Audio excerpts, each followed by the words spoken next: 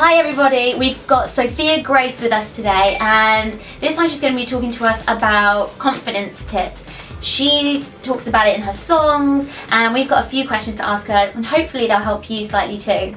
So Sophia, what are your top tips for staying confident? My top tips for staying confident is to try and be who you are, and just be who you are and wear what you like, and whatever makes you feel confident, be that person, and don't listen to what others say about you.